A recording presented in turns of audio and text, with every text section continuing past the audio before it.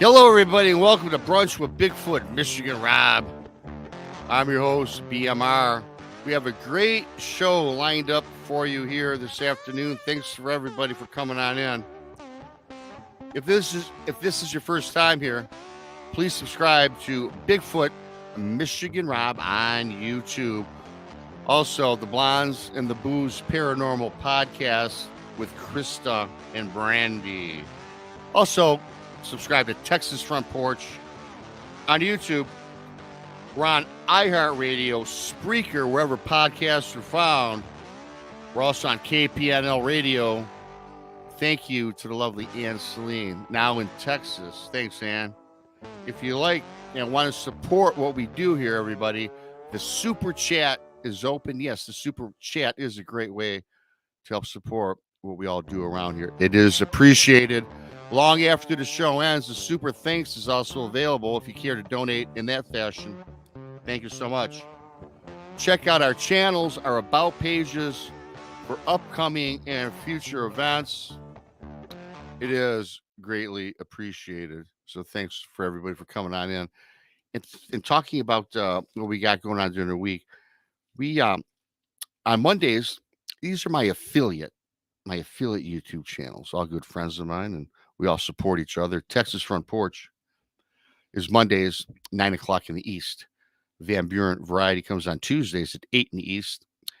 My show, Beyond BMR, on Tuesdays, 9 o'clock in the East. Wednesdays is Jason McLean Questions Everything. You can find Jason, 8 o'clock in the East. Thursday is Brunch with Bigfoot, Michigan Rob. You can find BMR and Krista, 1 o'clock in the East on Thursday. Tonight, the Blondes, the Booze, the Paranormal Podcast, 9 o'clock in the East. And if you need a little woo mixed in with the booze, they come on once again, 9 in the East. Fridays, the Blondes, the Booze, and the Woos. Please subscribe to them. Check them out. Text us something on Saturdays, 3 in the East with Danielle Diva. It's a true crime story, Infamous Minds. Check out Text Saturdays. And of course, don't forget the lovely, the talented Jessica Jones. You can find her on Spaced Out Radio on Saturday and Sundays, 10 in the East. And she is the Cryptid Huntress, and you can find her twice during the week on her channel. So go ahead and check her out. Also, I did want to give a quick mention for everybody that has purchased my book. Bigfoot to Michigan Rob presents True Cryptid Encounters, Book 1. It is available for purchase on Amazon. For those of you that have bought it, I greatly appreciate that. Thank you so much for the love and for the support for that. So thanks for everybody for coming on in. And I'm going to bring up the lovely Krista. What's going on, Krista? Packing. Yeah, I got to tell you something. For everybody that does not know, Krista and Brandy, the Blondes and the Booze Paranormal Podcast, subscribe on YouTube. They travel in 1 year to all these locations, conventions, conferences. They do investigations at hotels, houses, the woods, the forest. You girls travel this past year more than I've traveled in probably 3 years. That's normal for us, though. I mean, even before we started Blondes and Booze, I was all over the place. That's normal. Now we just bring people with us when we It is normal, and you guys are always, calling me, texting me, Rob, you got to get your ass out of Michigan to come on an investigation with us. That right. That's my first priority. I don't care about these conventions, these conferences, Krista. I got to hook up with you and Brandy. And I want to go check out some paranormal, creepy stuff with you guys. Or maybe look for Dogman. Yep, we can do that too. We've got places. And this weekend, we're going to be in Ozark, Missouri. There's a conference, and it's Brandy and myself, and the Nana boss is going to be there. She's actually here at my house now, sitting outside listening to the show. But I know D.A. Roberts is going to be there. So it's going to be cool. So we're looking forward to it. We're camping. That's going to be fun. Again, that's awesome. I love that you guys do that, and I can't wait to get back out in the Yeah. field myself. And I got to tell you, I see my buddy Sabela Irwin's in the house. Hi, Sabela. We are pretty much all done, Krista, and everyone listening. She did a fabulous rendition of my Bigfoot. Now, most of you know that I've seen the Bigfoot have a humanoid look about it, kind of deformed. I always say it looks like a Down syndrome person. Then many of you know that it did a transformation into what looks that I always describe as a demon. Well, Sibylla and I have worked on this together for some time now, and it's pretty much complete. I got some touch ups to do with Sibylla. So, here in the future coming up, I'm going to do a show with Sibylla. Sibylla, I know you're out there. I'm just telling you this now. So we'll be Not like scheduling. they're on Yeah, spot. nothing like putting her on the spot in chat. And we're going to be doing a show, Sibylla, about that. And I'm also going to feature all her other work because she's a great friend and I love you, Sibylla, out there. So thank you for that. And you did give me a sneak peek. I did give you a sneak peek, but You yeah, did. it's more. Yeah, well, you know what? It's way, way better. Well, it was Yeah, fantastic then. She does great work for sure. she does. And you know, it looks. Yeah, Sibylla, right one. Right, well, here I don't. It was. Yes, Sabela, I love you. I'll be calling you a little during the week, like I always tell you. Then it's always like 2 weeks later, but you know we're all busy people. And it looks like Matt. Here he's There he coming is. back. He's back. So I was talking about Dogman. I Mhm. see you, Matt. I'll pull you up in a second, Matt. We were still doing our little monologue here, but we're talking about Dogman. And this guy, you everybody listening, this guy is fascinating. He's got a creepy Dogman encounter, and he's got a lot of other things going on. And I'm so happy and pleased to introduce everybody to Matt Emch, as he told me backstage. I'm gonna bring you up, Matt. Hello, everybody. Thank you for having me. It's an honor. Congratulations on your book, by the way. Thank you so much for that, and thank you for coming on. You know, we've been talking off and on for several months, Yes, sir. and you emailed me, you know, one of your encounters, which was, God, I read this and I was thinking, man, should I do a video on this? With your permission, of course. I said, you know what, this guy's you're more than just that. You got this fabulous, creepy, scary encounter, and I'm sure you got a few other things you can talk about. But before we get into it, why don't you introduce yourself to our audience and tell us a little bit about yourself, Matt?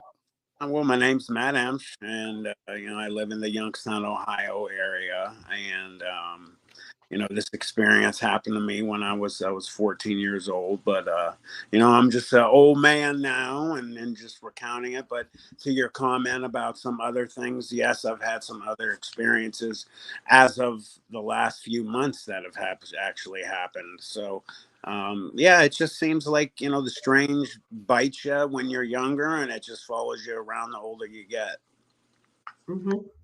Hey, before I go any further, I just wanted to just give a quick shout out to Martin Groves. He's really sick right now, and Yep. he's a dear friend of mine, and so is Barton Nunley and Daryl Denton, and they're good friends of his, and I know you're friends with them too. Mhm. We actually go to the LBL. Brandy and I do with them. They're people They're we go with. Yeah. very good human beings, and Mhm. I want everybody to please send their prayers out to Mr. Groves and everybody. Absolutely. Yeah, I'll absolutely do that. And that's another person when you speak of Martin Groves, who I'm trying to get on, but I get it now. You know, I'm not going to push him now with this news that I found last week. I think it was put out there by a Barton. So yeah, I've prayers And to we announced it too on our show because yeah. he is a good friend of ours too, and nicest man you'll ever meet. Ever on the planet. And Yep. He's a real old-fashioned John. They don't make many like him anymore, and I put him in of the kind of man my father was. And so that I just wanted to mention real quick, healing prayers to Mr. Groves, and shout out to his crew there, and they're helping him get along. But again, thank you for having me on. It's I love your shows. Well, I do appreciate that, and I appreciate you taking the time out of your busy schedule. And yeah, shout out once again to Martin and Barton. I met Barton in Alabama. Such a down to earth guy, or Texas. I don't know. They all run together. But yeah, it's a great group of people that that I support and will continue to Mhm. support. And So I know that they do you too. They thank all you. think highly Well, of you. awesome. Mhm. I appreciate that. Thanks, Krista. Mhm. So Matt, I don't know where you want to start because I know you've got the one.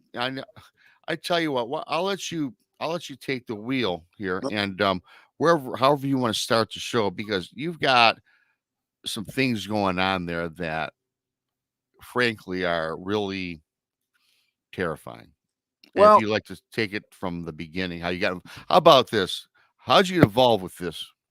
Well, it basically started with me and my three friends. Usually, my group of friends we traveled in was larger than a group of four. But this day of the experience, there was four of us, and we had just gotten out of 8th grade, so it was summertime, and you know how boys especially are when you let them loose out of school from a school Mhm. where you're ready to just start doing everything. And we didn't stick around in just one area. We would go all over the city of Youngstown, and we'd go to the suburbs and stuff. But one of the areas that we like to frequent was the old steel mills down in Youngstown, Ohio. And back in the days when America was really big in the steel making process, Youngstown, Ohio, Mhm. huge as one of the steel makers in this country. And when the bottom fell out in the steel industry years ago, Youngstown was affected by that. And there's still a working steel mill there, but the one, the old one with the blast furnace, you could go online to Google, in fact, and you can Google old Youngstown, Ohio steel mill blast furnace, and it'll bring up pictures of the actual buildings and the area that I was in and everything like that. So we like to hang out there. A good friend of mine who was part of this group that day actually lived across the street from the opening to these steel mills. So in Youngstown, there's a main road called Youngstown Warren Road, or Route US 422. And he lived off of a side street. You'd hop a fence, you'd run across the highway, and you'd enter in an area where, of course, four young boys, 14 years old, shouldn't really be. And it would take us about a half an hour to get down to the steel mill area. And we just like to go down there and just, again, do what boys do. You just go and Mhm. investigate and break stuff. And then it sounds silly, but that's how boys are at that age. And we like to frequent the area, but it was a dangerous area. And I always, speaking my experience telling this is, during this time, Youngstown has also gotten some names that we're not proud of, and through the years, Youngstown got named Murder Town, USA, quite a few times because per capita they had the highest murders in the country, and this was one of the years. A lot of gang violence. Some people think the mafia doesn't exist anymore, but they were always big in Yeah. Youngstown. They I still I got to ask you really quickly, man. I drove through Youngstown several years ago, and I would not have thought that because correct me, maybe it wasn't Youngstown. I'm sure it was. I was driving west. I was going east to Pennsylvania. I was going to the Poconos Mountains, and okay. I went through Youngstown. And to me, it wasn't. Isn't it a part of Youngstown hilly? A lot of forests that run through there, or Well, am I off base with that, or is that just a small part of it? the city of Youngstown itself is very urban. It's city. Okay. So Okay. the steel mill at the bottom part of that north side of Youngstown is where the steel mills were. But there is surrounding the city of Youngstown are many suburbs and farm areas, and so you get a little of everything. You get your normal suburbs, you get your city, you get your farms, and there's a Okay. state park actually close called Mill Creek Park, which is, I believe it's a state park, but I can't be quoted on that. It's just a big park that everybody in the Youngstown area likes to go to. And I think is kind of connected to what happened to us on that day, because, Okay. you know, water always seems to be one of the running themes for the cryptids to be around a lot. And there's a river called the Mahoning River, which goes through the area of Mill Creek Park. And if you followed it, it would take you down into that downtown area and by the steel mills and all that. And obviously you have steel mills and all that. They need to have access to water to do what they do too. So I just wanted to mention that. But, you know, going back to what I mentioned, the danger of the areas, we would always go down there because, you know, we'd have you know, little pistols on us more than anything, because they're wild dogs. And anybody that has, you know, cities in their areas, you've hear of maybe packs of wild dogs that can get pretty dangerous. And we didn't want these things and have them, you know, 6 or 7 of them attack us. So we'd Sure. go armed, or just armed, because you never know what you're going to see down there. We never shot anything up or did anything like that or killed animals. I just wanted to say that first. Yeah. We did it for protection. So we went down there that day, and we had one building that we frequented, and we kind of made it our home base, and we liked this. And what I found out later was a part of the blast furnace area. It was a 4-floor building, that on the first floor, if you walked into the center of the room, you could look up and you could see the other 4 floors. So in the middle of the room, there was really nothing in the middle of each room on each floor. So it made the ceiling very high, and we liked that because we'd have fires in there at night. And the building was just made of you know, concrete and rebar, and you know, we didn't want anybody to see us in there. So we actually, luckily, and I always talk about this in my interviews too, I'll find out someday that it was filled with these metal types of I don't know, pieces of metal made for something. I liken them to, I always say this, if you think of like gladiator movies with the kind of shield Yeah. kind of wraps around them a little bit, that's what these were shaped like. And there were hundreds of them. And since when you be on the first floor of this building, by the way, you couldn't just walk upstairs to get into it. You had to kind of jump up on an outside kind of outcropping of concrete and roll yourself up or lift yourself up. It's because it was dilapidated and old and stairway. We like that because if these dogs came around, they couldn't get in the building. But what we didn't Sure. like is that the walls were all open on every side of the building. So we took these metal things we found and we fashioned makeshift walls with them just to kind of hide what we were doing there. We could only lift them high enough to do, you know, a row of 2, one on top of the other and down. And we did it on all 4 openings.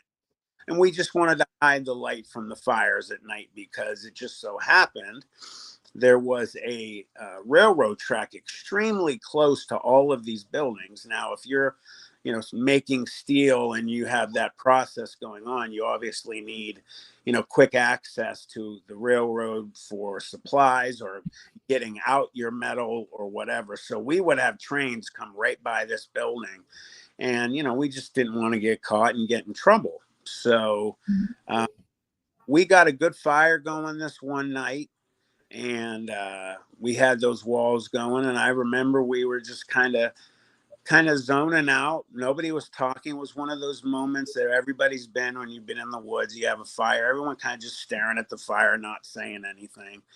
And I always kind of wondered if that ever played anything, because you always hear a lot of times how everyone and everything on this planet has a frequency. And, you know, when you have these cryptids or you have some of these paranormal types of events that occur, you know, sometimes they talk about possibly we come into a frequency with these other supernatural whatever. So maybe, you know, because of the mindset we were in, it put us in a place where we opened ourselves to that. So we hear this pack of wild dogs, and, you know, since they can't get to us, the 4 of us walked outside, and on this concrete outcropping to see what they were doing. And they came and they just ran right by us, didn't pay us any of attention.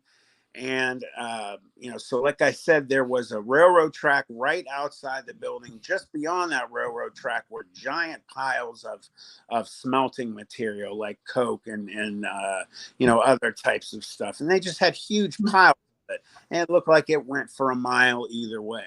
So these dogs run right by our building, make a quick left, run over the railroad tracks, up and over the other side of this smelting material. And within a second or two, we hear these dogs start to, we believed, get in a fight with each other.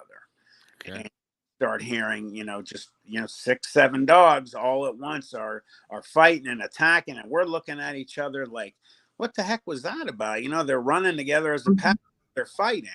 So we figured out pretty quickly within a couple seconds of them going over the other side, which we couldn't see what was going on, that there was something else over there, because we started hearing the dogs yelp and we started to hear the noise of a larger type of animal, but we could not see, and figured out pretty fast that that's what they were attacking and fighting with.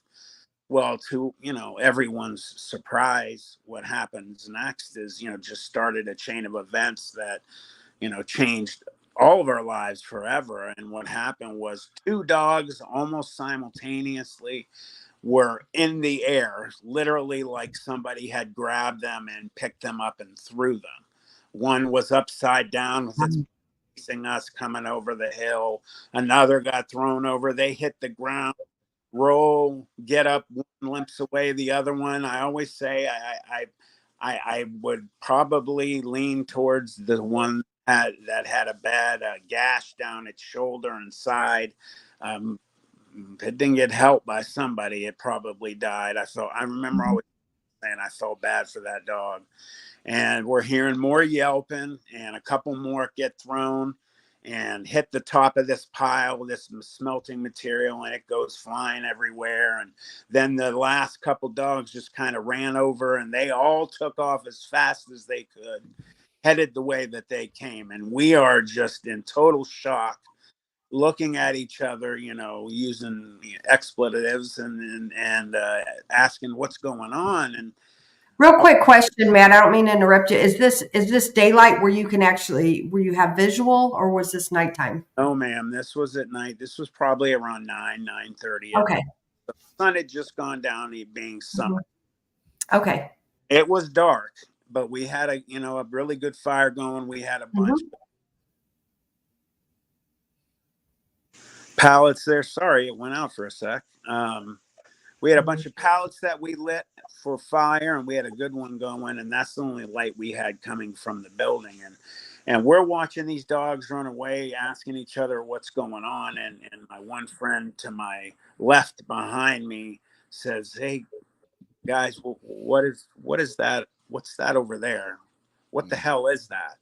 And we all simultaneously look, and another thing happens, which, opened my world up and all of us to things that we were taught when we were really young, watching TV and movies or reading books about mythology and things like that, things that all of a sudden crawled up to the top of this pile of coke, just blew all that away. And what crawled up there was the largest animal I've ever seen in my life. Immediately looked dog-like, looked like a cross between a huge wolf and maybe a little German Shepherd. It was so large, and I used every one of my interviews when I've spoken about this, and I will always say this because this is the only way to get across to you guys what this thing looked like. It was so big that it just looked fake, and I used that. I killed that, but it's the truth, because it looked like something that should not be there, that I'm about to wake up any second, and I'm just gonna like, wow, that was a crazy dream. But right.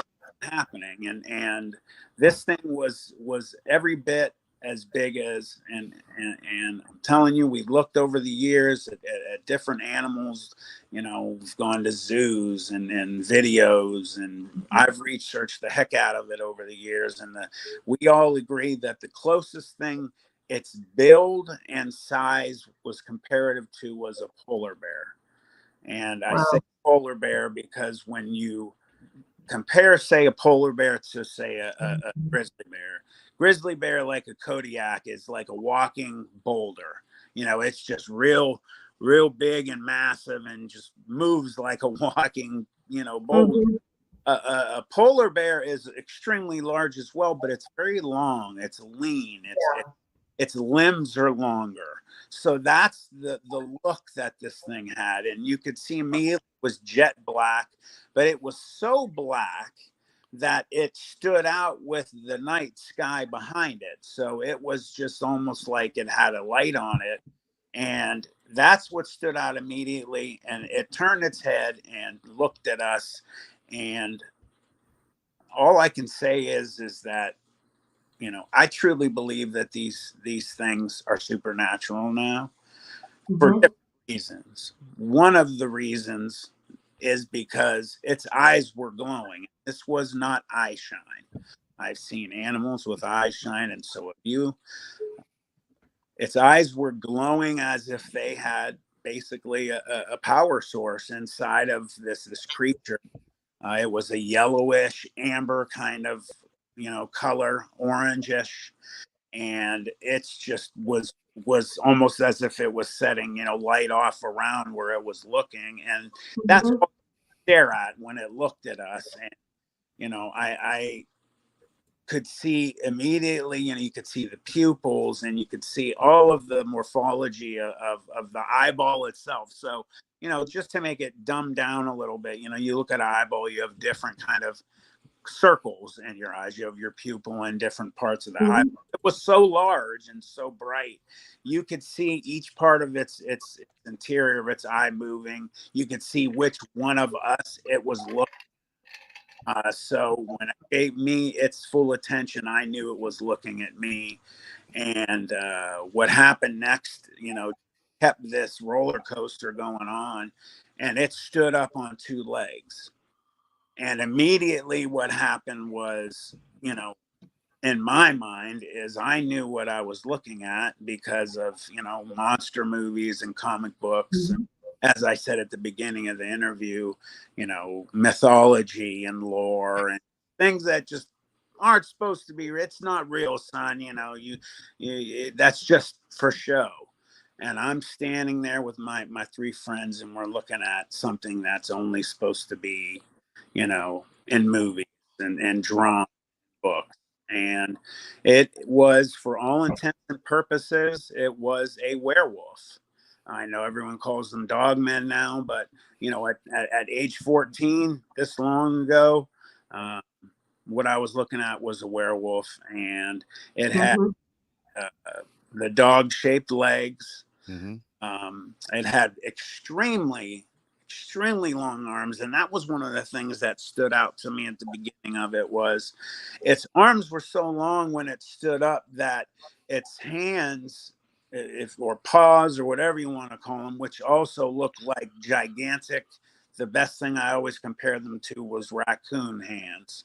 They looked like giant raccoon hands. I didn't see claws. I know it had claws because we heard it on the concrete later, and I'll touch on that, but I couldn't see any. I just saw these extremely long arms with these giant hands that went all the way down to its ankle, past its knee.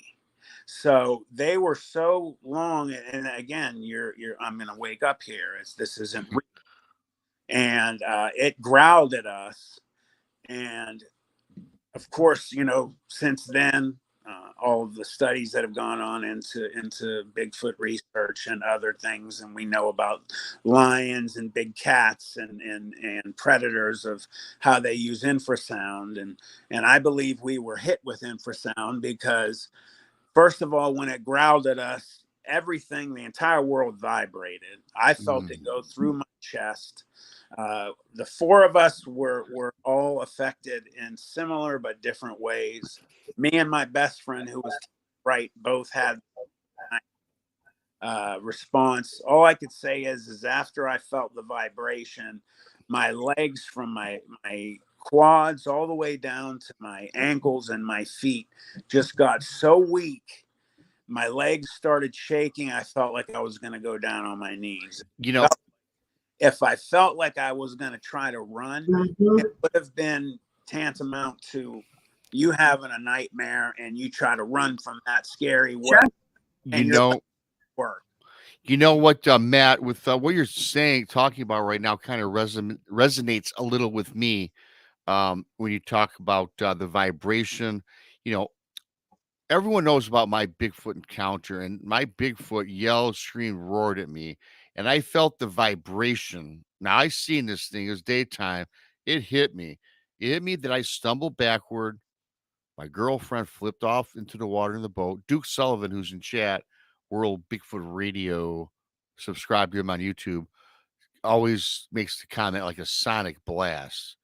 That's a good comparison. And it's almost like if you see those movies where a nuclear bomb is detonated and you see the shock waves come out and expand over the miles, the vastness of the land. That's what I kind of picture in my mind. I didn't see the waves. Right. And then all of a sudden I was paralyzed. I didn't get the weak feeling. I couldn't move, dude. I could not move my arms, my legs. I couldn't get my girl into the boat.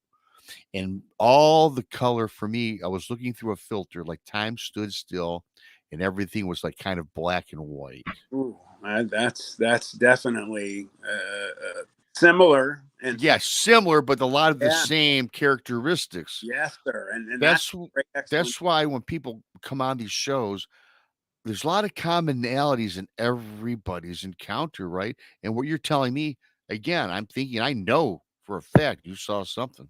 Yeah. And, I appreciate you jumping in there. And that is weird thinking of it now, of that wave going out, because it definitely hit us. And my buddy to my right, my very best friend, who's no longer here, by the way, him, one other buddy, they both have passed since, but he basically said the same thing. He's like, I don't feel like I can stand. And then my other two, one was already down on his knees and he was retching, like, dry heave.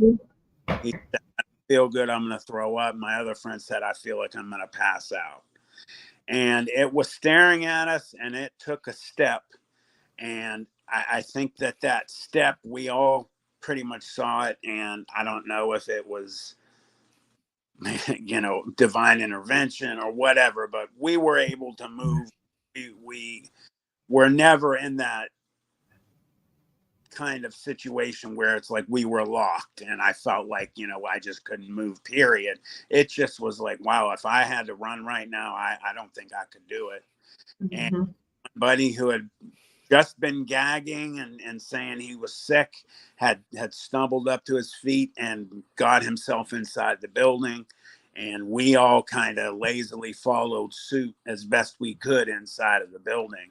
And we made our way up to the third floor. Why we picked floor 3, I don't know. There was no specific reason. There were 4 floors, like I said at the opening. And, this was a very old, dilapidated building. Going up from the first floor to the second floor. I always say this too. There was like missing stairs. So concrete was missing, just we had to hop that and then hop a couple other. We went up to the third floor and went to the center of the room. And, in the higher floors, you had a half wall of concrete that would come up to your chest. And you could walk to the center of the room and look down to each floor. Or if, in our case, being on the third floor, we could look up at the fourth floor and down on 2 and 1. And my one buddy, who got the sickest, had basically started to go postal, and he's screaming at this point, we have to get out of here, I want to go home, what is that? And we all immediately start grabbing at him.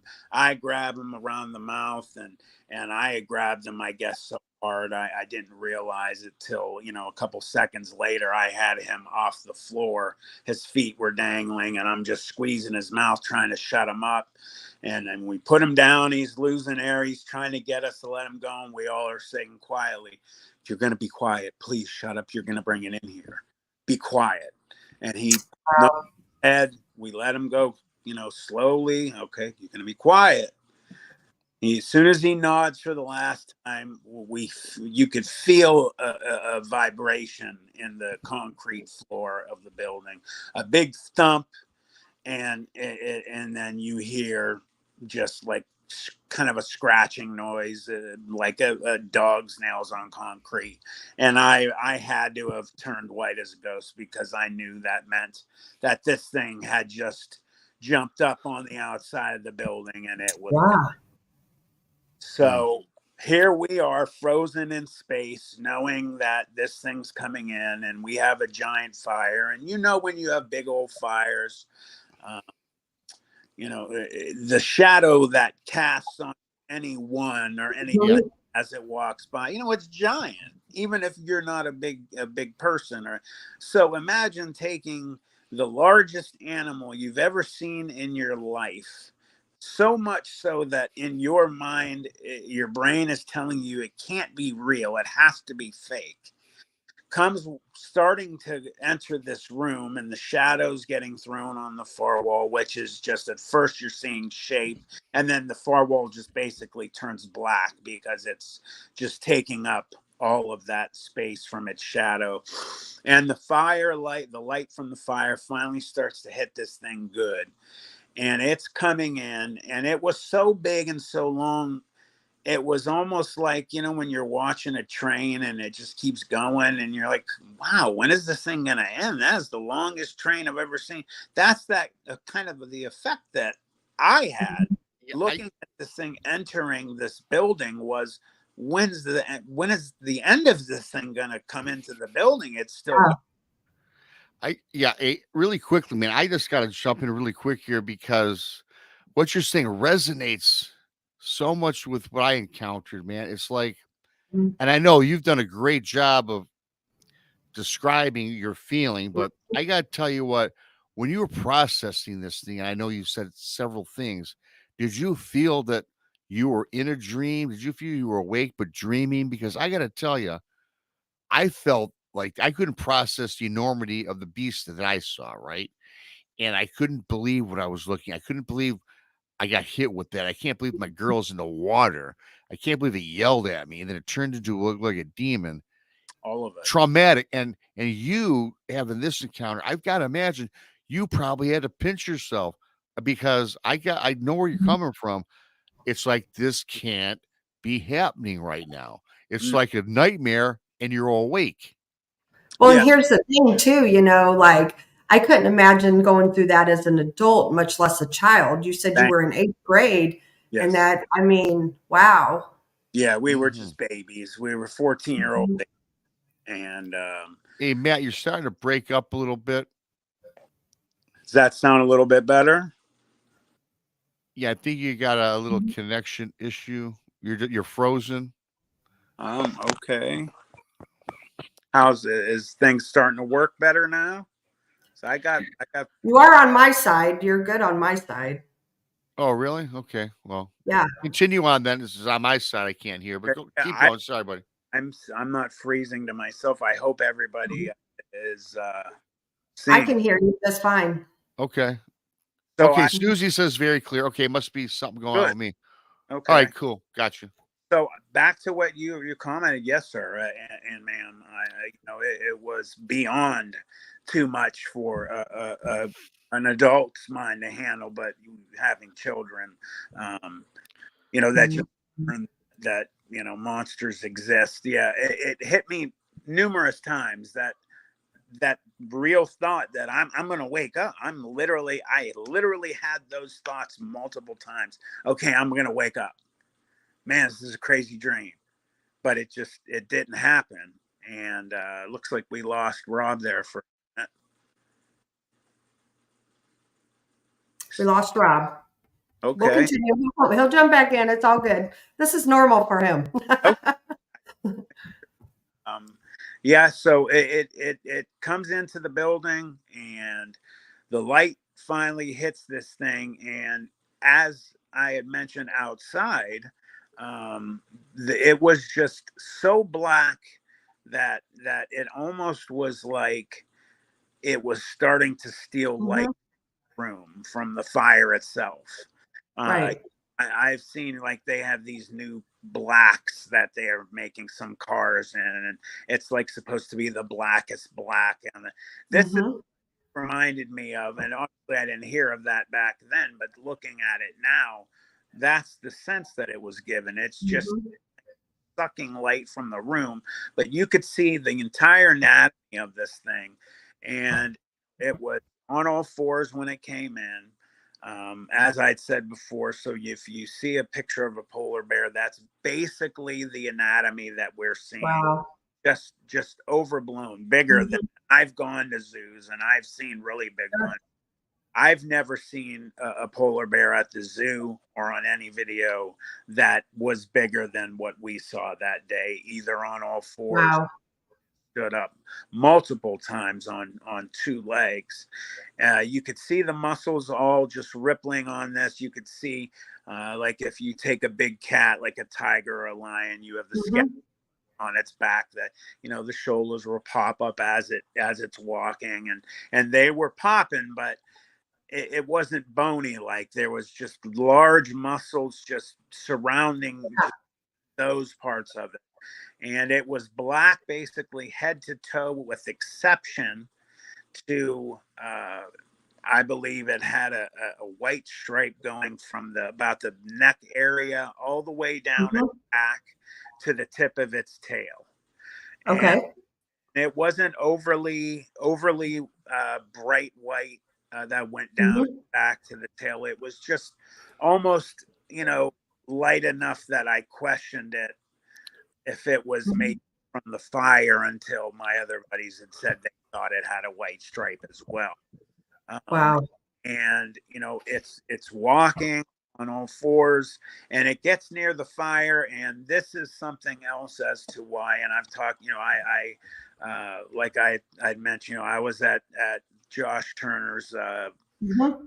Cryptid second annual Dogman and Cryptid conference, Mm-hmm. and he talked about different things with this, and I mentioned this with him, and we both agree that there could be different kinds, just like you look at how many breeds of dogs there are. I believe that that's the situation. Sure. And why I think this thing is supernatural as well is when it stepped near the fire, its front left paw, hand, whatever you want to call it, when it hit the ground near the fire, just for about 2 seconds. This only happened for 2-3 seconds at the most, but it happened long enough that I noticed it and one of my other friends did. So if you've ever seen video of, say, the sun, and you see Mm-hmm. magnetic storms that happen on the sun, and the looks that it gives when they pop out and things like that, Mm-hmm. when it stepped near the fire around it kind of jumped in similar manners. And for just a couple seconds, its left front leg, paw, hand didn't completely disappear. It almost kind of closed. You could still see the outline and the shape of its left front area, the hand, Mm-hmm. arm, the lower arm, and the paw. Happened for a couple seconds, and it blinked back, but it was just long enough that it was noticed by me and one of my buddies. And that is something else that, like I said, I believe that there's something supernatural at least going on with some of them. All of them, I answer. I'm not an expert. I just had an experience with one, and I've learned Sure. something. And it's going around and looking for us. And one of the other things that we noticed immediately, aside from its eyes again were just glowing bright as hell, we could hear nails on concrete so we couldn't see. I never saw the nails, but you could hear them. They had to be long. And it's going around the room and it's smelling. And as it's smelling, we start to hear almost like it's raining outside, but quickly figure out it is salivating so much from its mouth. It's just pouring out of its mouth, and it's breaking in big strings and hitting the concrete. So you're getting that similar sound of rain and concrete, but it's this thing that which told me at that point, well, this thing is salivating. It's starting to show its teeth, which you could see going past its lips even before it bared them. Wow. And Wow. it's just, in my mind, it's salivating. That's what happened when we get hungry. We see a steak. Mm-hmm. It's saying I'm about to kill, so it's getting excited. And I have to backtrack real quick, and I apologize because I left something out. Go ahead. When we I'm were sorry I missed that. It wouldn't be a show if I didn't have a technical issue, but awesome story, man. Keep going. I left something outside before it stood up, and we noticed it. And before it noticed us, it was watching those dogs run away. And what occurred was, and I always say this too, because some people might think it's silly or funny or whatnot. It wasn't. The creature basically lifted its leg, showed us it was a boy, and goes into urinating. Wow. The reason I bring that up is, again, because of this size of this animal that we're looking at. Mm-hmm. And the stream that came out of this animal starts hitting the top of this pile of coke and what it's standing on, the smelting materials, and the pieces are being strewn all over the place. So just the force of it doing that scared the heck out of me, that it just doing that is causing, that to happen. So I left that out. I just wanted to backtrack on that. And we're in the building, and it's looking around, and all of a sudden it just lifts its nose, and it's sniffing, and you can see its ears were at attention, and its ears reminded me almost of a Doberman pinscher kind of. Mm-hmm. They're at attention, and they cup, and you can tell where it's listening, and its ears will turn, wherever it's trying to listen. Yeah. And this thing looked very, like I said, wolf-like. Had some, like I said, looked like maybe it had a little touch of German Shepherd in it. I'm trying to think of anything that I've left out about what it looked like. And I feel bad that we lost him again. So what occurs next? No, I'm here. I'm trying to fix my audio. Just keep everything. Everyone's cool. I'm just messing around with something. So this thing is sniffing the air, and all of a sudden it gets a whiff of us, and it goes from looking at one end of the room sniffing the air to snapping its head up and looking right at us. And you want to talk about your blood leaving your body. You feel just so horrified that I felt like I was going to pass out. I was so scared. I was frozen. And real quick question. Do you believe what actually brought it to the area was the original dogs, and then maybe it got a wolf of you guys? Where that's the way it seems. But again, going back to some of the things I've spoken about, and over the years going in the research and listening to all of the real experts out there that talk about about the frequencies out there, and they have just been out there, and the dogs were maybe a meal to it, or just they came in its area, it didn't want them there, or when we were that building zoning out, maybe we kind of helped ourselves fall into that side of the veil, so to speak, that these walk, and we entered into its area because maybe our minds just fell into there. I don't know. We didn't see it keep a dog or have it near it, or it just seemed to watch them go away, run away. It lifted its leg. It was kind of like a sense to us as, don't come back. I let you guys. Right. And that's it saw us, and when it, smelled us in the building and looked up at it, it stood immediately back up on two legs, and this time it almost seemed like it purposely made itself extra big. So when it stood up, it was kind of like, it threw its arms out to its sides, and its chest was extremely wide. And, like I said before, from leg to waist, it looked like dog's legs. You could see every muscle head to toe on this thing. The hair was short, it was slick, it was not long and wiry. It was maybe an inch long at most. And I always said this too, the thing, actually looking back on it, had some beauty to it. It almost, first of all, having had, dogs my whole life, it almost looked like it was groomed because it Hey, you guys. Hey, fire. really quickly. Sorry, Matt, Krista, can you guys hear me? Yeah. I can hear you just fine. Yes. Okay, Matt, I can't hear Matt for whatever reason. I missed like the last 10, 12 minutes. However, with that being said, Matt, we're coming up on our 5-minute break. Yeah. So we have to take a 5-minute break. I'm gonna try if I can fix my sound. At least you can hear me, Yeah, and 'cause we can hear you you, Chris. fine. I just can't hear Matt, and Matt's frozen. So I gotta just, work If some need magic be, I here. can call you. We can do it that way too. No, I'll come back. I'll Okay. figure it out. Okay. As long as the audience can hear Matt and you, because I hear you, Mhm. Krista, and they I can hear hear me. So I just have to suffer around and try to piece this together. But we're coming up on the 5-minute break. Matt, Emch, this is such a great story, great encounter. Quite an encounter. I missed the last 12 minutes. I'm gonna have to go back and re-listen, but we'll be back in 5. Thanks, Matt. I'm gonna see if I can't figure out what the hell's going on. Yes, sir.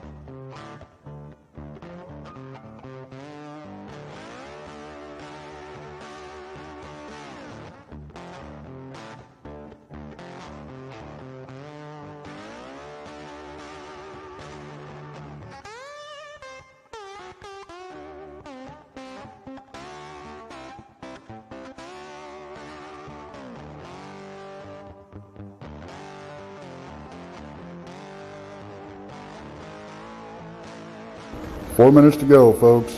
4 minutes.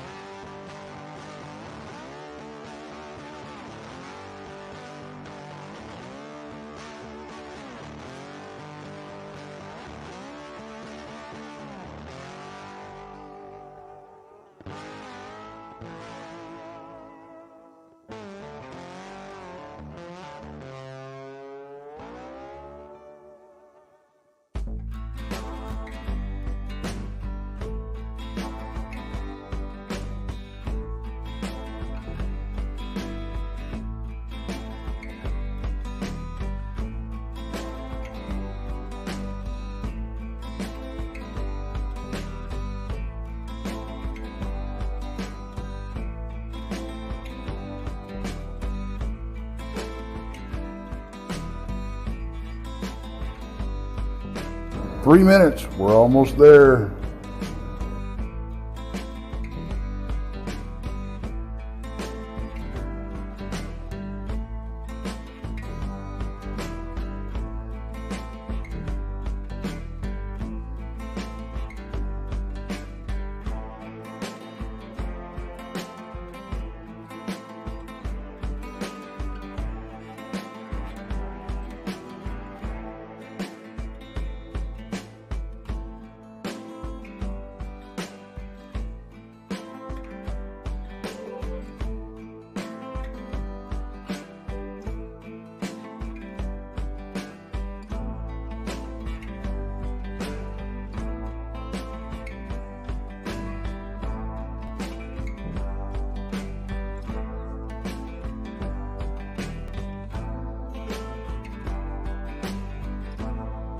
2-minute warning, guys. 2-minute warning.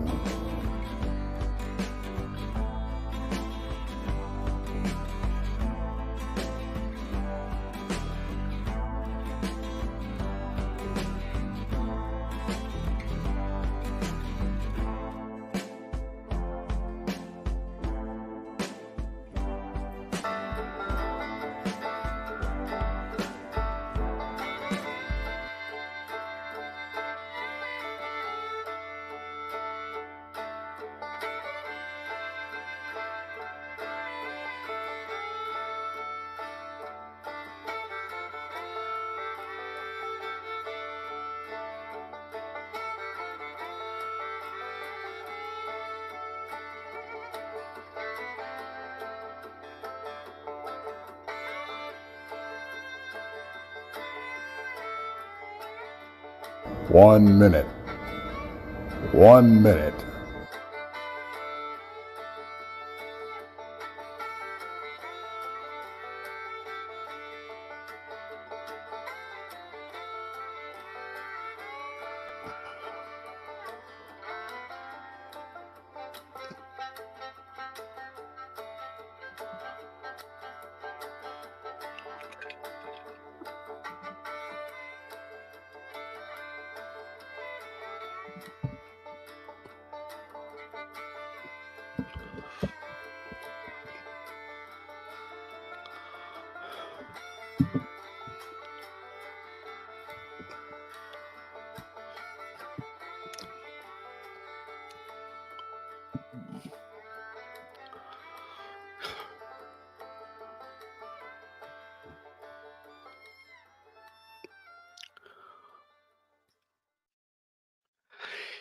Hello, everybody. Hopefully I can hear Matt when I bring him back up, because as long as you can hear me and I can hear Krista, I just can't hear Matt. So I hopefully fix it. But it wouldn't be a show with me if I didn't have some technical issue. You know what I'm saying?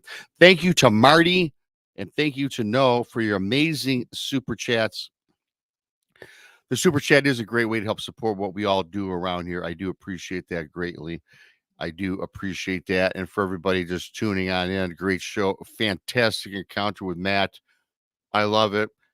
It's fantastic. And before we get started, don't forget, Bigfoot Mission Rob presents True Cryptid Encounters, Book 1. I want to thank each and every single one of you that have purchased the book. It is available on Amazon. So thanks for that. I do appreciate that. And don't forget, our YouTube affiliates, Texas Front Porch, Monday, 9 o'clock in the East. Tuesday, Van Buren Variety, 8 in the East. Tuesday, 9 in the East, Beyond BMR. Wednesday, Jason McLean Questions, everything at 8 in the East. Thursdays is Brunch with Bigfoot, Michigan Rob with Krista, 1 in the East. Blondes, the Booze, the Paranormal Podcast, that's tonight at 9 in the East every Thursday. Check out Krista and Brandy. You get Krista and Brandy again with a little more woo involved on Friday nights at 9 in the East. Saturday, Infamous Minds with Tex and Daniel Diva, 3 o'clock in the East. Don't forget my buddy Jessica Jones, Spaced Out Radio, Saturday and Sunday, not 10 o'clock in the East. And of course, she's the Cryptid Huntress. You can find her 2 times a week on her channel. Go check her on out. Hopefully, I got this taken care of. I'm going to bring up the lovely Krista and Matt, and hopefully I can hear Matt, because I missed like 11 minutes of that fascinating encounter. Hello, I hope you can hear me now. Yes, I hear you. All right, that's what I hear you better now than ever. Thank you. Yay. You know, as the show moves forward, if I ask you a question that sounds redundant, I'm sorry I didn't hear like the last 10 minutes. No problem. But hey, man, a fantastic show. Thank you so much for coming on. Yeah, absolutely. I'll just, and I just want to real quick. I know I have friends there. I can't exactly who's in the chat right now, but I know Sabela Irwin and some of my other friends, Rye Voss, and anybody else that are my buddies that are supporting me right now. I apologize. I can't see a list of you, but I send my love out to you. Thank you for supporting me. There's lots of people in chat. Yeah, you're being very well received. In fact, there are comments like, "Wow, this is the craziest and best encounter Mhm. ever." Matt, you're doing a fabulous job. And again, Yep. I thank you for taking time out of your day to join us Yes, sir. today. I appreciate being on. Like I said, I'm a big fan, so it's an honor. Uh, Thank you. and I look forward to being on Blondes and Booze as well. So Mhm. Well, I know Absolutely. Krista's gonna pimp you after this show. That's what she does. he has. Well, he emailed us, so like I said, we book way out, and it actually works out good too because we're with Rob and the whole Right. Texas Porch crew, so we try not to book guests back to back. Although sometimes we have epic fails on that, It but yeah, happens. we'll definitely have you on the show I for look sure. forward to it. So I'll just go where I left off. Yeah, please Mhm. continue. What Fascinating. Thank you. had occurred was the dog man had noticed our scent. He looked up at us, snapped his head up at us, and again, first thing you see are those glowing eyes. Mhm. That not getting any lighter, being in front of a fire, they're still glowing. I always wondered, during the day, because you hear so many different stories of people having daylight experiences with dogmen, and they say, every color of eye you can imagine, their natural eye color. I have a feeling that this thing also has a natural eye color, but for whatever reason, this bright amber orange color that was emanating it was throwing it at us for a reason and utilizing it. I'd love to know why it does it, but it looks at us and it bares all of its teeth finally. And you talk about, again, you're dealing with 4 14-year-old boys who think they're tough. All of a sudden, we are all frozen in place, horrified. It's stood up again on two legs, and going up from the bottom, you could see in its quadriceps. When you look at like a bodybuilder, I always hear comparisons. People say, "Oh, it's like a big bodybuilder." Let me tell you something. There is not a human being on this planet that was shaped like this thing. So comparing a bodybuilder to what we saw that day is doing a big unjust misjustice, however you want to pronounce it. It Mhm. was not like any human being ever. It was so much more massive. You could see Wow. every separation of every muscle from the quads on down. When you got down to the bottom part of the legs, it had, like, paws, very large, and that lower portion of the leg, like, even you could see even the bone was just very thick, just like a big limp Mhm. tree. So that gives you another sense of just the massive size of this thing. And it did not have, I've heard stories of massive, wiry haired tails and manes and all of this. It did not have all that. Its tail was long. However, it was more along the lines of what you see when you see a mountain lion or a panther or a cougar. The hair was very tight along its body and along its tail. The only hair that ever really showed itself, like, kind of flaying out, is when it stood up and it looked at us and showed its full glory, if you want to call it that, full nightmare glory. Right. It had this hair that, when it looked up and bent its neck looking at us, it had hair that popped out of the sides of its neck. That the only It was shaped like a spade on a card, on a playing card. They were shaped like spades, but only when it was down, you couldn't see it on all fours. When it was just looking around, it wasn't popping. Only when it stood up on two legs and it looked up at us did this hair kind of pop out from its neck. So always remember that spade shaped hair off the sides of its neck. And I'm also working with Sabela Irwin to, get a look at, for everybody, what we saw that day. So that will come eventually, and people Yeah. get a little idea. Yeah. Um, And Sibylla does great renditions. she Uh, worked with you, I know she that. worked with me. Yeah, I'll be unleashing mine here in the next month or two with Sabela when I have her on. Yeah, I haven't seen it. I can't wait to see it. So I'm sure Ugh. else can't wait either. I can't wait, but I'm gonna wait. I'm gonna advertise it a little bit, but Of yeah. course, yeah, and you know she's amazing, and she's already helped me get some of the view back of what I saw. And you want to talk about, and you should know if you've worked with her, you know, when you start seeing on the screen what you saw, you know, in your first experience, it brings you back. And I've stared at you know those pictures that we have so far, and they're not done, but man, it brings you back. Let me tell you something. I don't want to take anything from this show, but I will just say this, and I'll leave it at that. It took me back. What Ab- she's done for me Sure took it me would. back. So that is something everybody, you know, check her channel out, and it'll Oh be yeah. with yours. Mhm. I can't wait for mine down the road, but you know, it had a from the waist up, it was human like shaped. Again, the arms were just so overly long. It was just so crazy. Again, that sense of I'm dreaming. This can't be happening. This thing looks like somebody drew it, or it's out of a movie. It's fake. This can't be real. And it growled at us again, and we felt vibration in our feet. We all talked about it, but we did not have happen what happened before. And the reason I believe that, and I do think it threw infrasound at us again, because we felt vibration, but only very little, as it was looking up at us from you know third floor. We were on the third floor, it was on the first, and in front of us we had half wall of concrete. I believe the concrete blocked some of that infrasound, so we felt the vibration. None of us got sick again. None of us felt like we were going Mhm. to drop or anything. Well, Truly believe that concrete wall in front of us blocked the majority of it.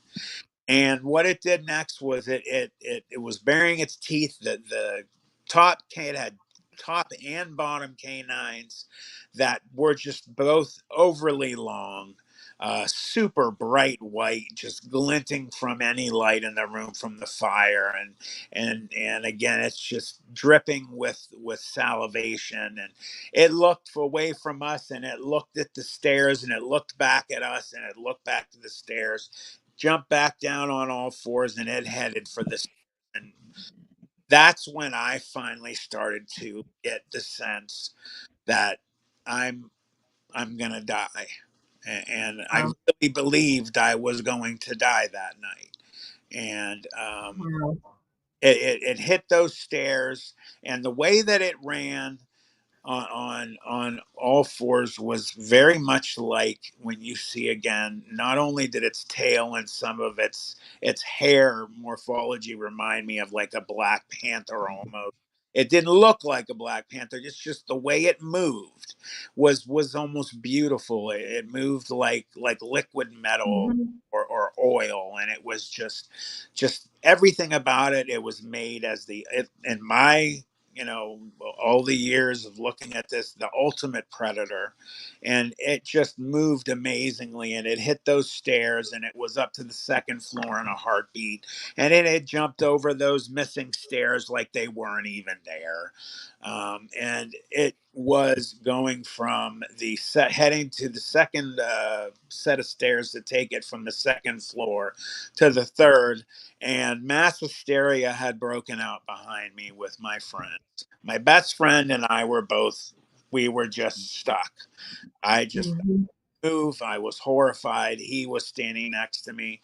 My one friend that we had to shush, I say shush, it really wasn't a shush. We almost knocked him out, but he's going absolutely insane. He's running in circles. He's screaming. He's starting to run to the stairs to go up to the fourth floor, which again, I need to remind everybody, one way up these stairs, one way down. So getting out, we'd have to run towards it. Going outside of the building, you could get up to the roof. Outside the building was a fire escape. It went from the third floor to the roof, uh, but going down from the second to the first and down on the ground, it was gone. It had been dilapidated and rusted and broken, fell away however many years ago. So there was no way out down the fire escape. You would have to either kill yourself or get maimed by jumping, down that fire escape to try to get away. So you could take your butt up to the roof and you'd be stuck on the roof. So my one buddy was screaming, and I believe he was heading towards the stairs to go to the fourth floor. My other buddy started running for the outside for the fire escape. Again, nowhere to go, like rats in a trap.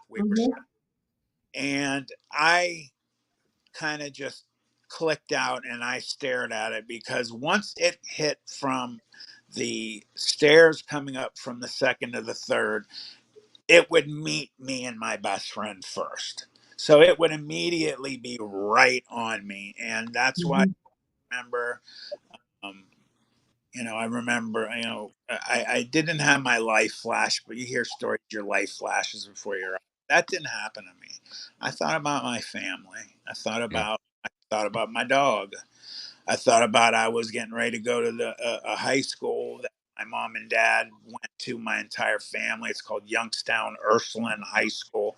It's a Catholic high school, real well known, not only for great academics, but their athletics are incredible. And I played football, and I was going to get to play football there like my dad did.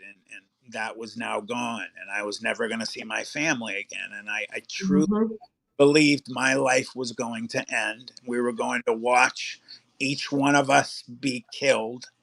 And it just was a question of which one of us was going to be the first one to go. I think he would have probably got me because I was the closest to the stairs. And again, I just couldn't move. I was froze. And so, quick question: how close was it to you all? Looking down from the third floor to the first floor, even though we were looking from 2 floors up, we were only about 20 feet away. Sure. Okay. So we were very close at all times. And it got to the middle of that flight of stairs coming to me, and it was only 7 to 10 feet from me. Oh so my gosh. I could see it clear as like you guys I see right now. Wow. And then I remember, and this is where I truly believe that there was divine intervention, is because all of a sudden I hear a train on the tracks that go past the building, and you start hearing to chunk to chunk to chunk to chunk, the all that, and all of a sudden it comes in front of the building. And this had never happened before. And all the times that we've been in that building and we've had fires and we got scared and held our breath when the train had come by, this had never happened. They have never pulled their horn. Well, either we had just such a big fire going, or somebody made sure that the driver did it that night. He did it, and he laid on it as he passed the building and kept pulling. And this thing stopped in the middle of the second floor to the third, and it was staring right at me and my buddy. And it looked at the opening of the building. It looked back again. I remember it was almost like a shorter double take, like it was thinking about what it was going to do. And it looked back at us one more time, and it turned around and it jetted out, and it hit that stairs Wow. on floors again. And it went down from the second to the first floor so fast. You saw it run, but again, something supernatural, I believe, occurred. I've heard stories of shadow people and people seeing, shadow people out of the corner of their eye when they move, kind of like a streak of black, just so fast. Uh-oh. Still here. You're good. You're back. When it hit the first floor, all of a sudden we stopped seeing the movement of it physically, and all we saw was a black mass streak just leave the building. And there was no shape to it anymore. It had just all of a sudden turned into almost like a shadow and left the building like that. And do you think possibly that the train conductor seen you guys and seen this creature, and that's why it. I mean, maybe essentially he saved your lives. I've said this before. We wonder because where he would have been sitting, in his chair, he would have been able to see over that makeshift wall that we had, and he got a good view of the stairs, and he would have probably seen this thing coming up the stairs. So I think there was a possibility. The only thing is when we started screaming and God help us, and I mean, Yeah. good. We thought the train was going to start stopping, but it just kept going. And that's why when we talked about, you think he maybe saw it, well, he kept going though. He didn't stop. So I don't know if it was just the fire and he just wanted to let them know the building's on fire, or he didn't. He said, hell, I'm not stopping though. You know what I mean? I don't, I that has crossed our minds. Sure. It's getting farther away and we're still screaming. I'm not embarrassed to say we're crying, and it's going farther, and then and we can't hear it anymore, and then all of a sudden the fear sets back in, and it's going to come back in here, and it's going to kill us. Listening to this encounter and listening to the other encounters that I've come across, Krista, some of the encounters that are in my book, I'm starting to lean, and Matt, I know what your opinion is, but Krista as well. I am starting to lean more towards that this Dogman entity is more of an entity than an actual physical creature. I'm getting more and more belief that it's something that's not flesh and blood. Now, are there flesh and blood like dog men or the bipedal canine? I think those exist, but when it comes to this dog man, the way they just present themselves, the way that they can communicate into your mind certain things of dread, evil, I can get you if I want to. We don't get that from your traditional Bigfoot accounts, right? For the most part, it's always with these things.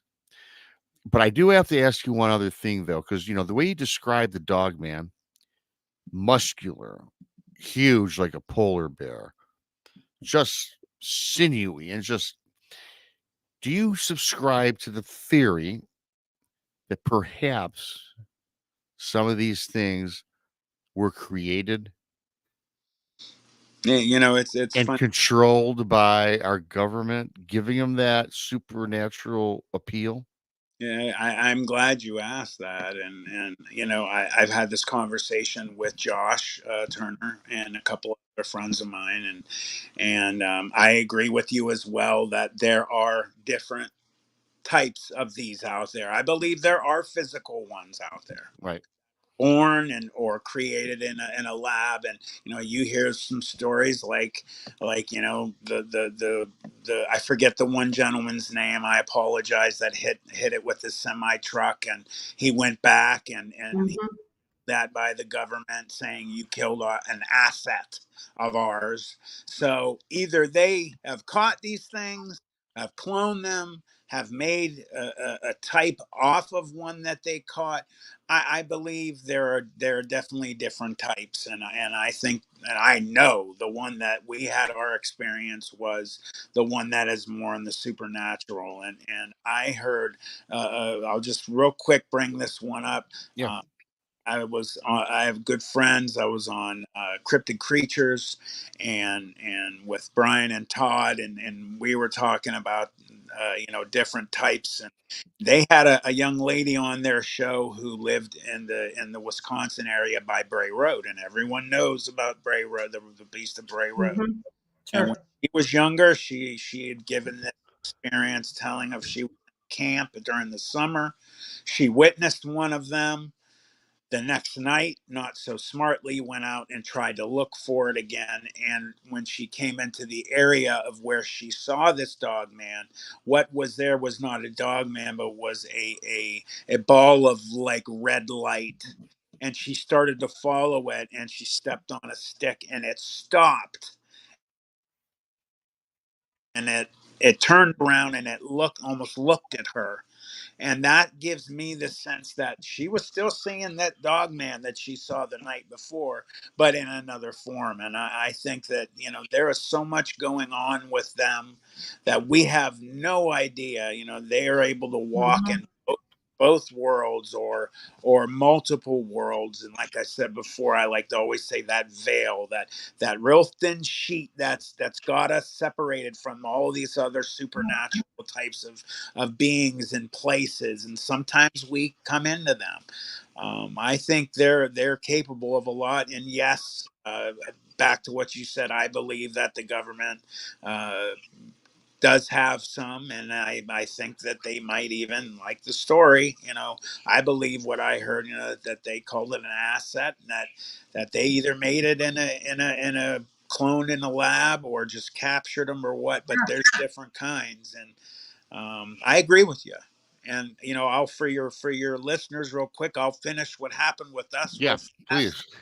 And what happened was, you know, we're horrified it's going to come in. My one buddy has completely lost it. And, you know, we were stuck on that third floor. We were up there about an hour. We made our way down to the second floor. And as we're trying to make our way down, we're talking about, we have to get out of there. It's going to come back. It wasn't a question of if, it was just, when is this thing going to walk in again? And Mhm. my buddy's screaming, no, we have to stay here. We can't leave. It's waiting for us. And finally, I just grabbed my friend. And I've had people say, you know, that was rough, bro. You know, you should have been easier on him. But, you know, we thought we were going to die. And I grabbed him and I said, listen, you can either stay in here alone and die with this thing, because it will come back, or Mhm. you know, swallow it, shut up, grab onto us. We'll help you get out of the building, and we'll get out of here. And he's screaming, no, don't leave me. Don't, you know, and we just told him, we're leaving you. You can die in here alone, or you can come with us. And that's what we threw at him. And me and my buddy, we turned our backs, and he latched on to both of our shirts and held on. And we got out of there after about an hour, 40 minutes of thinking about it. And Yeah. we remembered then that we had some pistols on us, which were pathetic and small caliber. And they would have done nothing. And I thank God we didn't remember we had them. And number one, I don't think we could have even aimed them at it. Number two, if we would have even shot it in the air, I think it would have made it so much more angry. It would have definitely. Mhm. And then, you know, we leave the building and we're horrified with every sound Mhm. every leaf that blows, every piece of gravel we step on or kick as we're trying to get out of that area. We think it's this thing behind us. So finally, we get, as I said before, it takes about a half an hour from my buddy's house to get to where we like to go. So we hit the last part of that. And what it is it's basically just a giant hill of gravel and sand and everything, that when we go down, we kind of turn sideways. You know, you walk sideways down hills so you don't fall. Well, going back up, you got to go back up on all fours, and you can't walk up. And we would always, every time we would leave, we'd make fun of each other, because we knew each one of us at one point would start sliding back down. So that's happening, but we're not laughing. We're screaming, is it behind us? Oh my God, it's going to get me. Don't let it get me. You know, everyone's horrified, and each one of us are sliding back down. And we finally get to the top and help each other get up, and we make our way finally across the street. And as we're getting out of there, we hear the wild dogs again, and that froze us, because we thought maybe it signaled this Mhm. creature. It didn't. We didn't see the wild dogs. We didn't see it. We made it back to my buddy's friend's house across the street, and I remember his family wasn't there, and oh, come on, baby, I have my puppies trying to get up with me, and The mini dog man. Mhm. that's Hadley. And his family wasn't home, and I remember we just sat on his porch. He had a hose there, and I remember turning it on and just pouring it all over myself and drinking water till I got sick. And we all took turns, and we just sat there. I guarantee you, an hour minimum, and we just stared across the highway Mhm. towards the area that we had come, and nobody said a word. Um, we had issues, obviously, for a while after that. And My one buddy who had lost it the most actually didn't talk for 2 weeks after that. He didn't Mm-hmm. any of us. He went to this day. He sees a professional for talking about things, and he was affected Sure. greatly. Work. We talked about that. Obviously, we had to tell our families about this, and we decided when we did, because we're going to get nothing but doubt being 14-year-old wild boys, nothing. Mm-hmm. So we said, let's make sure we're all here covering each other, and we did. And two of my buddy's parents, they just laughed and just walked away. My mom and dad, my mom said, my dad basically said he believed we saw something. He said it was you guys saw a bear. You didn't see what you thought you saw. And my mom just kind of, that's what you guys saw, left the room. And I'm trying to tell my father, who was my best friend, and Dad, you're not listening. It wasn't a bear. And he said, maybe it was mutated. You never know. You guys are fine. You got out of there. Stay away from it. My other friend's father, I'm not going to say, I don't have, obviously, his permission. He's passed Mm. to say what his dad did. But I'll just give a generalization. You can probably figure out what his dad did. He was in charge of basically almost everything in the city. So when we went and talked to him and his mother did the same thing my mom did. You guys saw something else, and she left the room. You guys are great. Mm-hmm.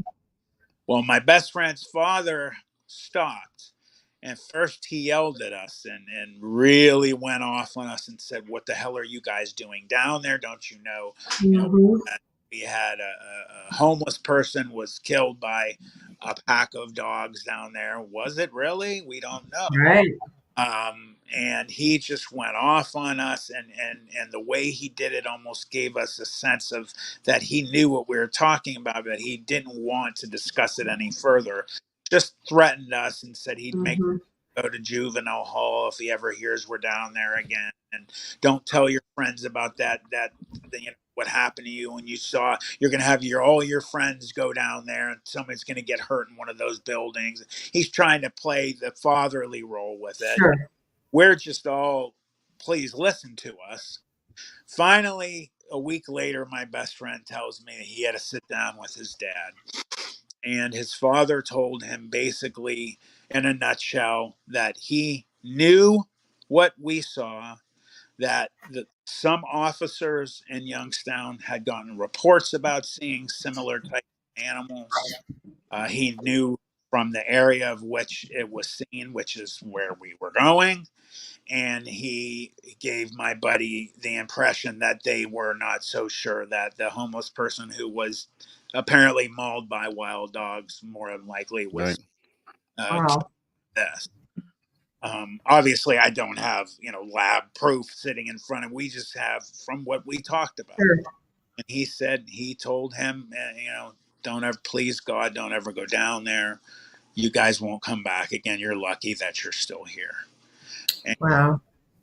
that's what happened with us, and it put me in just a state of disbelief. Mm-hmm. I'm Catholic. I'm half Lebanese, actually. So I would go to, it's called St. Maron's Church in Youngstown. It's a Maronite Rite Catholic church, which a lot of Mm-hmm. are. And I went for months, and I spoke to my priest there about it.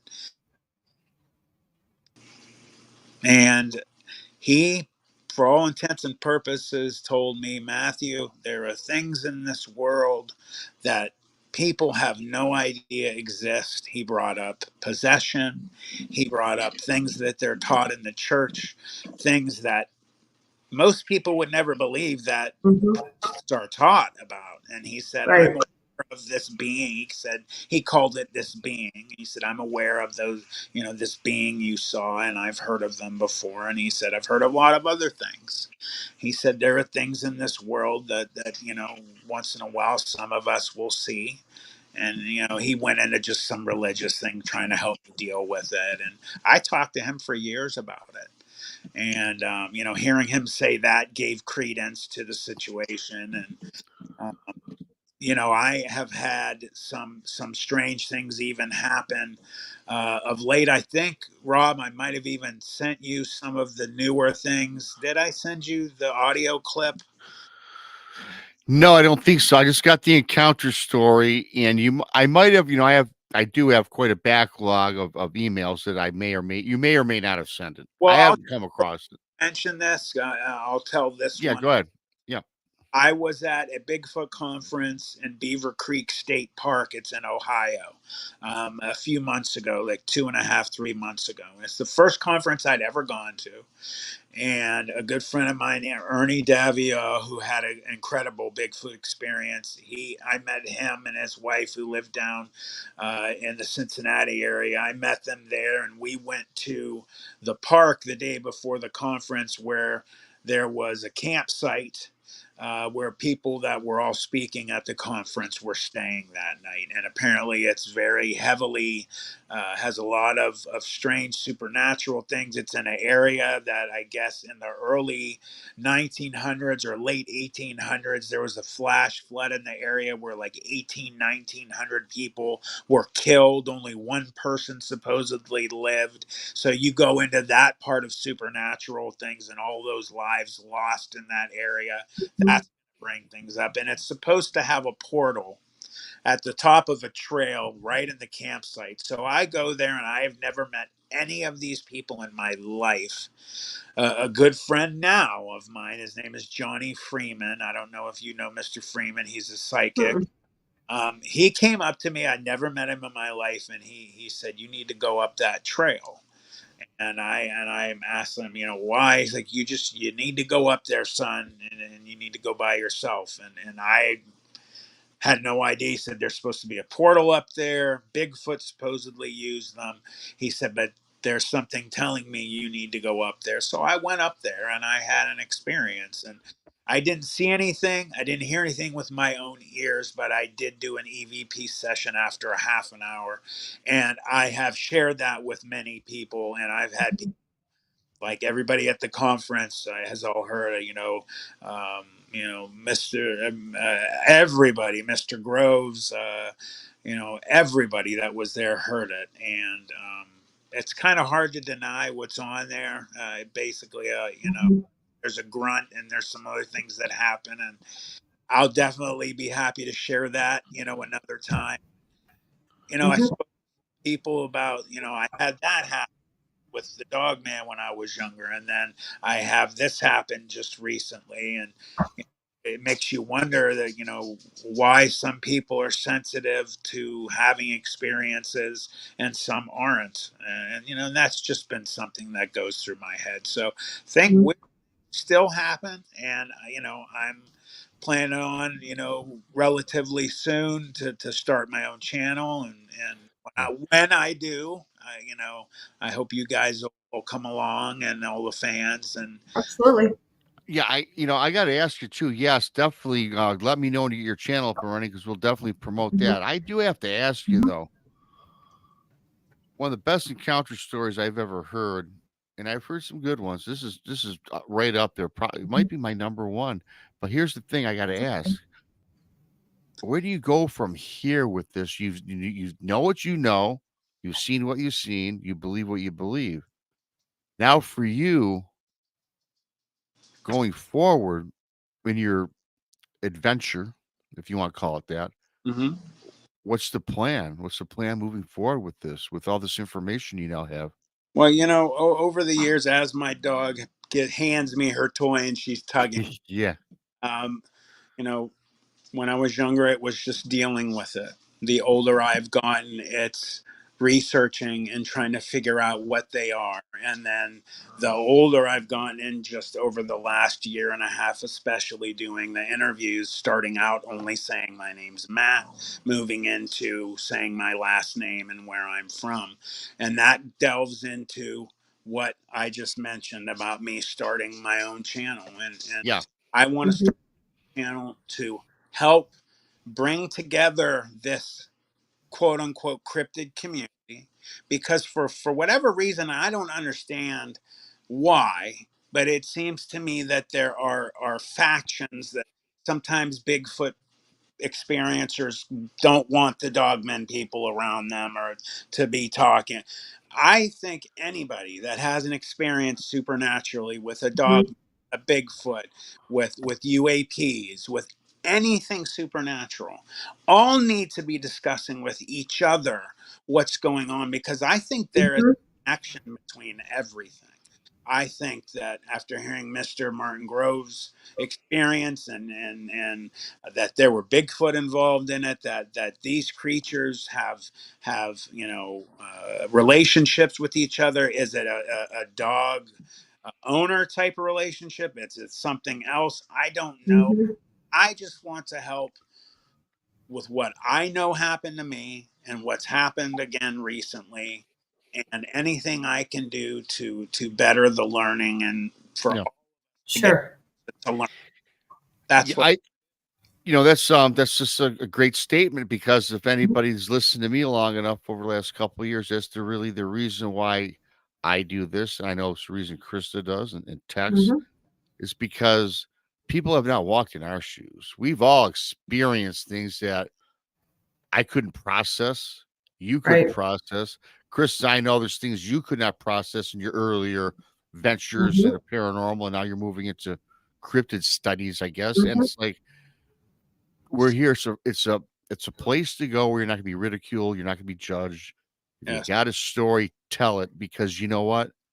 Again, we've not walked in other people's shoes. When I hear stories, I don't tell the person they're full of it, because I don't know. I wasn't there. Right. And the thing thing that makes me have hope is this. So many of these stories, including yours, there's so many commonalities. There's not 100,000, 200,000 people listening to podcasts to make up a story because you're frankly wasting your time. All of these stories have a commonality. Some are way different than others, yes, and they should be, and they are, but they all have commonalities, which brings us together. And as far as these other channels or factions, as you put it, with Dogman, Cryptids, UFOs, there's people out there that are genuine like me, you, Matt, Krista, Tex, that are World Bigfoot Radios in the chat. Oh, I can name a lot of people. We're genuine people. And frankly, Matt, there's people that are just jealous about channels that are putting out the truth. And they have to manufacture stories to get ratings. That's what we're not about on this channel anyway. Yeah. I agree. Yep.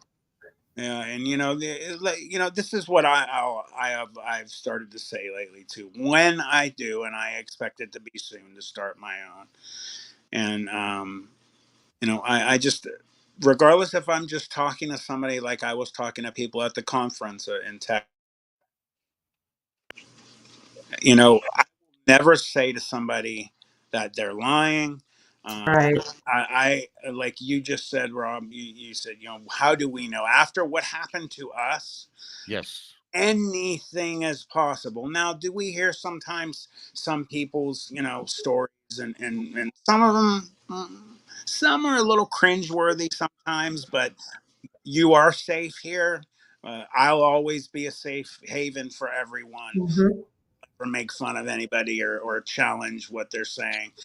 We all know there are some out there that just don't sound right because it goes against maybe what we saw. But I agree with you. It needs to be a safe haven for everybody and everyone. If you have an experience, just tell it. Don't be afraid. And people need to. I can't wait till our society gets to the area where people are not afraid to hide their experiences in fear of losing their job or their relative. Right. Yeah, and you must watch my show quite often, because I always preach that same theme, and Krista does. We all do, because it's, for me, dude, it was therapy starting a channel, telling my encounter. And yeah, you know what? I was scared the first time because I thought that people would say, Rob, what are you talking about, man? I don't believe that. And I had that small reservation. Today, I don't give a rat's ass what anyone thinks about me, because you can't It's your take away what I encounter. saw. Right. It's your encounter. There's nobody out there that can tell you any different. You know what happens. Yeah, and that's why I even wrote the book, and my videos are people that still a lot of the videos I do on people's encounters are in anonymity, because of their jobs or they don't want to be judged, but they like it because when I present these things, they'll send me a message back. Thank you for that, because they feel better. Because for me, I know what it's like. It's like therapy. And I hate to keep going on about that, but I say it almost every other show is why I do this. And had I not had an encounter, an experience, Matt, Krista, everyone listening, I don't even know that I'd be doing this. I always believed in the high strangeness, but until it happened, I'm not a believer, my friends. I'm a knower. I'm a knower today. I agree with you, and I feel, you know, it's been tugging at me even more and more lately. The more interviews I've done, I feel like, you know, it would be a disservice not to try Yeah. and help this community. Absolutely. You know, why go out and give my interview and tell my story, and then all of a sudden just, okay, bye everybody, nice. You know, I feel like Yeah, no, yes, you I got to have, move forward with this. Yes, I you, do. you got They to move exist. forward. They Yep, exist. Mhm. So yep, and it is a disservice to others for those. Well, I would feel it was a disservice if I didn't do this today. And other Mhm. people, they might not feel a disservice because they're just so frightened by it. So that's why certain people, certain shows, I appreciate what they do. And I know that you're going to do the same thing when you start your channel. for And, sure. it's been a fantastic show. We've come up towards the end. Yeah. In fact, Matt, I went a little over for you because I could probably go for another hour. But you know what? I Right. got to save it for another show. Thank you. You got to do it in bits and pieces. Mhm. I want to thank Marty Boss and No for your awesome super chats. I want to thank everybody for purchasing my book on Amazon. Bigfoot Mission represents True Cryptid Encounters on Amazon. And Krista, tonight you've got a show on tap Thursday tonight We at do. 9. What you got going on tonight, honey? We have just Brandy and I, and we have a special guest that's going to Just just pop Brandy. in. Oh, is that going to be me again? You know, the You're last more show I than was on welcome. the ratings blew up the last time I was on, my Lord. Well, it's an open invitation. You know that. You can come on Oh any show you God, want. I'll probably be there. I'll send you Well, the no, oh link. wait, I'll tonight's be there. Thursday night. Football's on tonight, though. I'll I be got there. money on tonight's game. Well, I can watch it. Yeah. Everyone's Oh, sick of seeing good old BMR, right? I think everybody's sick of no. seeing BMR. Nah. Well, everybody support tonight. I'll be there for sure. So I'll I be Thank there. you. I'll be there one way or another, Krista. well, thank you for having me on. It was a great honor to Just thank you, Matt, for Yeah, coming. host no, it. man. I really appreciate you taking the time telling your story, and I can't wait. I'm already thinking in my head, when can I do? Maybe around Christmas. We'll do a nice Christmas tale, right? There Sounds you go. Very good. Hey, man, I do appreciate it. Thanks once again to Marty and No. Thanks for coming on, and thanks to all the new people that subscribed today. And if you haven't, please do. Bigfoot Yes. Mr. Rob on YouTube, Blinds and Booze Paranormal Podcast on YouTube, Texas Front Porch YouTube, World Bigfoot Radio. And my buddy from the UK was in here, Andy Decodes. Go check out Andy Mhm. Decodes. That is his channel. I've been on his show. He's trying to get me in Tex on. I see I get together with Tex. With that being said, though, I appreciate each and every single one of you for coming on in. And until next time, for Krista and for Matt, BMR, and we're out.